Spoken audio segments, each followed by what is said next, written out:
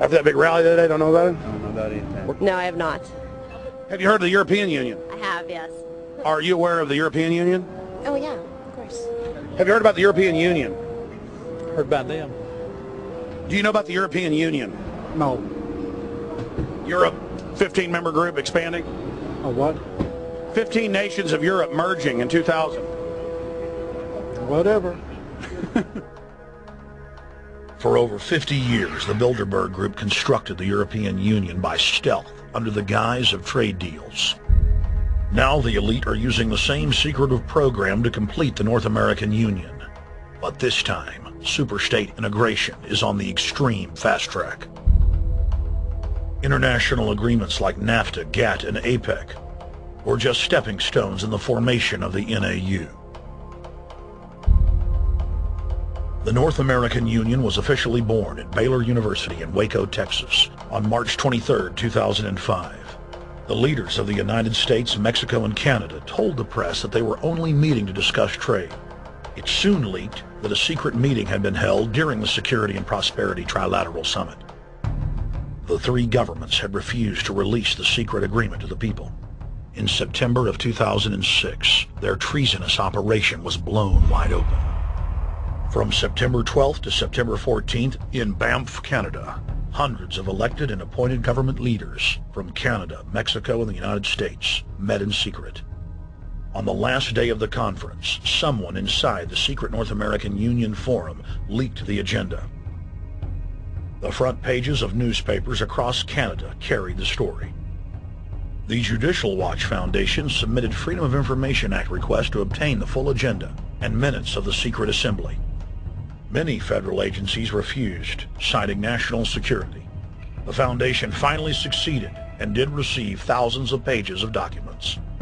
The documents marked unclassified are the blueprints of a shadow government ruling by bureaucratic and executive fiat. The pages chronicle an already operating North American Union.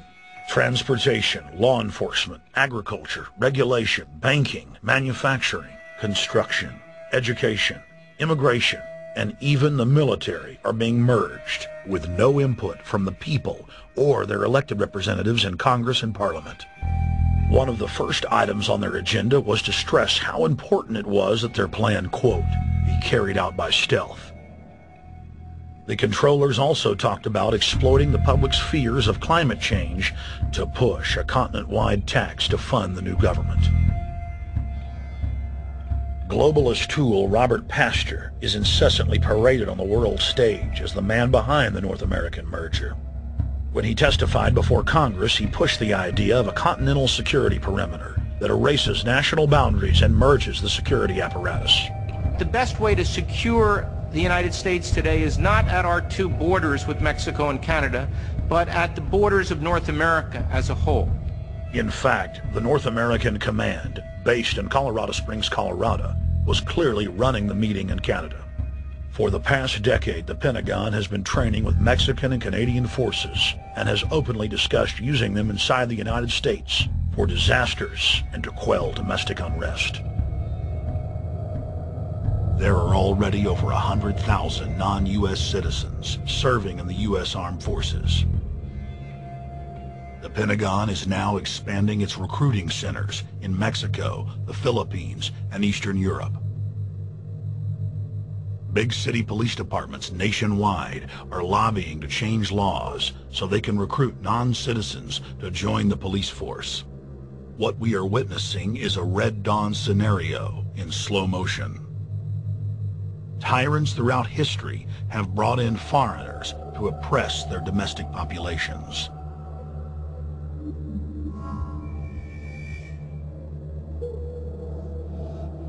When their coup by stealth was exposed, the three governments went into damage control mode. The Security and Prosperity Partnership quickly staged a show summit that was held in Ottawa, Canada in February of 2007. It is the only way that we can achieve security and prosperity for our people is through this cooperation. We actually occupy one physical space, the North America. We've also had a chance as foreign ministers to talk about how we cooperate in the region and indeed in the world. Protesters who were upset about losing their countries and freedoms were not tolerated. couple of weeks ago, Al-Qaeda supposed... Whatsoever, the Security and Prosperity Partnership has been signed without any sort of parliamentary debate. Globalist publications have been open with their frustration that the population has not bought their latest PR stunt. As integration inside the European and American unions accelerates, the superstates themselves are being merged. On April 30th, 2007, a summit was held at the White House. The Security and Prosperity Partnership's secretive approach had alarmed the public. So this time, President Bush, German Chancellor Merkel, and EU Commission President Barroso hid their treachery in plain sight.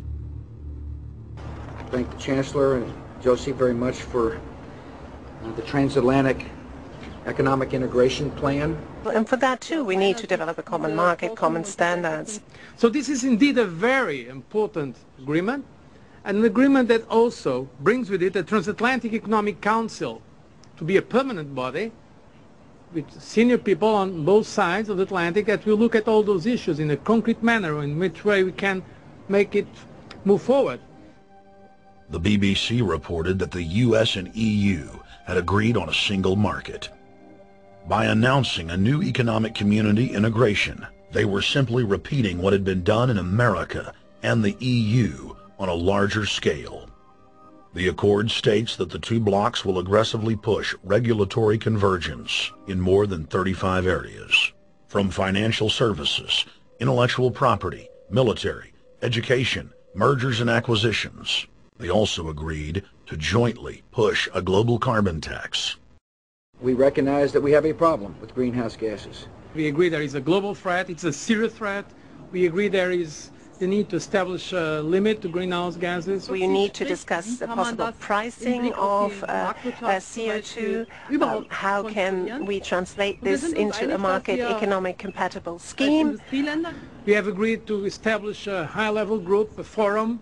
This EU-US result is translated into the G8, debated together with the outreach countries, China, South Africa, Brazil, among others, and India. A global solution to a global problem. If Bilderberg succeeds, America falls. All the victimized countries lose their sovereignty. Bilderberg is not a person, it's not an idea, it's an ideal, a very powerful group of people working together and for the positions of ultimate and absolute power, destroying every constitution on earth, no matter how powerful the constitution of the nation is. That's what these people do. The African Union arose out of the African Economic Community, set up in the early 1980s.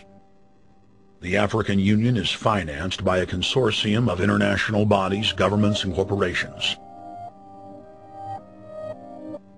The African Union Army serves as an enforcement arm for the New World Order's exploitation of Africa. In Asia, APEC and ASEAN have announced plans to form the Asian Union, consisting of Asian and Pacific nations, having more than 3 billion people within its borders. APEC will become the Asian Pacific Union, and the world is to be divided into 3 great regions for the administrative convenience of the world government in which the UN is to evolve. As the unions form individually, they are simultaneously merged to form the first planetary government. They're trying to destroy every nation on earth which is trying to promote progress, because these people basically they are landowners. They don't need progress because they control the land. If you take the most powerful man in London, the people who belong to the Council and the Committee of 300, who belong to the Bilderbergers, the British royalty, the Guelphs, the black nobility of Venice and Genoa, these people, they're landowners. The New World Order is the Old World Order. I mean, it's just the names have changed, the appearances have changed, but the concept hasn't changed. The idea is still to bring the men back, kicking and screaming back to the Middle Ages, post-industrial age world order. One of the things that is very shocking to most Americans is the fact that the United Nations Global Biodiversity Assessment, which came out in 1995, clearly shows that in order to protect planet Earth, we have to go back to a feudal system. They actually said that in the document. To craft a modern feudal society, the globalists are implementing a standardized North American Union ID card to track, trace, and control their serfs as they travel throughout the 3 regions of the NAU. Building on the massive displacement of humanity caused by globalization, the New World Order is rapidly constructing the physical infrastructure of the North American Union, the NAFTA Superhighway Control Grid. I'm Arthur Peterson, Colonel retired in the Army. I see things today that are happening that would make my friend who died in World War II turned over in their grave. To think that people would even consider confiscating land of farmers and ranchers and taking their homes away from them